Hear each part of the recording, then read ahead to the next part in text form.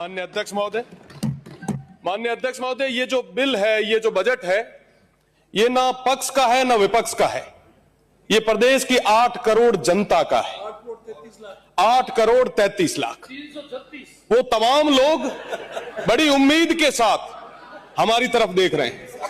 वो तमाम माननीय सदस्य जिनके हाथ में 5 साल की बागडोर उस देवतुल्य जनता ने देके भेजी है, क्या वो सही तरीके से वो तमाम काम कर रहे हैं?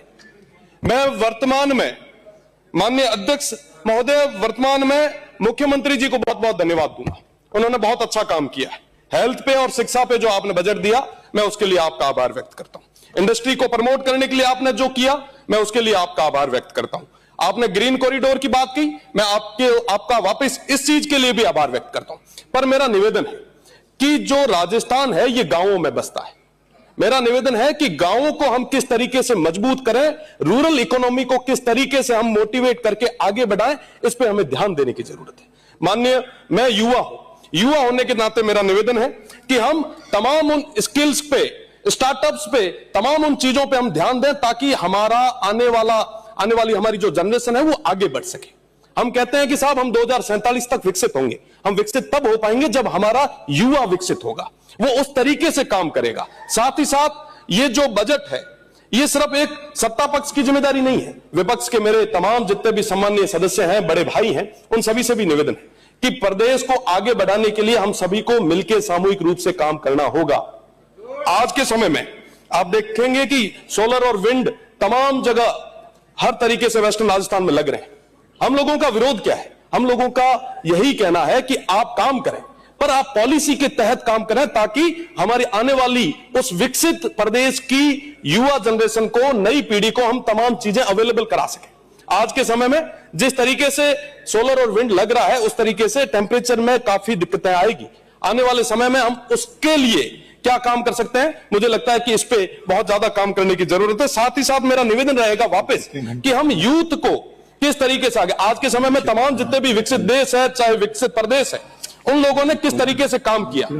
हम तो भारत है साहब, भारत तो सबसे मजबूत देश रहा है, तमाम ऋषि मुनियों का देश रहा है, तमाम चीजें हम कर सकते हैं। हमारे लोगों के पास वो मजबूत हिम्मत है, वो ताकत है। निश्चित रूप से उन्हें आगे बढ़ाने की जरूरत है। साथ ही साथ मैं वेस्टर्न राजस्थान से आता हूं। वेस्टर्न राजस्थान में बॉर्डर टूरिज्म को बढ़ाने की जरूरत है।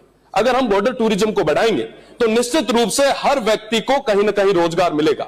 साथ ही साथ मेरी प्रदेश की सरकार से निवेदन रहेगा कि मुफ्त जो हम तमाम चीजें बांटते हैं वो हम बंद करें, ताकि हमारा जो बजट है वो सही दिशा में खर्च हो सके। आज के समय में तमाम चीजें, मैं ना आरोप पक्ष पे लगाऊंगा ना विपक्ष पे लगाऊंगा। मोबाइल देना, तमाम चीजें या डायरेक्ट पैसा देना कतई ठीक नहीं। आज के समय में अगर हम उनको रोजगार के माध्यम से अपलिफ्ट करेंगे तो निश्चित रूप से ये प्रदेश आगे बढ़ेगा। आज जिन जिन लोगों ने भी, जिन जिन प्रदेशों ने, जिन जिन देशों ने मुफ्त में पैसे बांटे हैं, उनकी आने वाली पीढ़ियां कमजोर हुई। हमारे लोग हमेशा संघर्ष करने वाले लोग रहे हैं। आप उनको संसाधन उपलब्ध कराएं। हाँ, मूलभूत सुविधाओं की जरूरत है। आप बिजली दें, आप पानी दें, आप शिक्षा दें, आप चिकित्सा दें, वो तमाम चीजें दें जिनकी जरूरत आर्थिक रूप से हमारे कमजोर लोगों को है। पर हम सीधा पैसा देके उनको कमजोर ना करें। हमारे लोगों को हम मोटिवेट करें कि वो स्किल्स में आगे आए। आज के समय में एआई की बात हो रही है, रोबोटिक्स की बात हो रही है, तमाम चीजों की बात हो रही है। पर क्या हम आने वाली पीढ़ी को देखते हुए हमारा तमाम वो जो इंफ्रा है उसको उस लेवल पे मजबूत कर पाए? हमें मजबूत करने की जरूरत है। तमाम क्षेत्र जो है एआई के वर्ल्ड में, अभी मैं बोल रहा हूं एआई ऑटोमेटिक उसको लिख रहा है, पर उस जमाने में हम हमारे स्टूडेंट्स को, हमारे युवाओं को अभी तक सिर्फ ग्रेजुएट ही कर रहे हैं, और पढ़े लिखे तमाम उन युवा बेरोजगारों की हम फौज खड़ी कर देंगे। हमें इस और ध्यान देना होगा। हमारे प्रदेश को आगे बढ़ाने के लिए इन युवाओं को मजबूत करना है। 2047 तक की बात चल रही है। 2047 तक भगवान सभी को लंबी उम्र दे, बस चुनिंदा ही लोग रह पाएंगे जो 2047 तक यहां रहे। आने वाली पीढ़ी को अगर हम मजबूत करेंगे तो मजबूत नेतृत्व को हम, हमारा प्रदेश जो है वो सौंप के जाएंगे।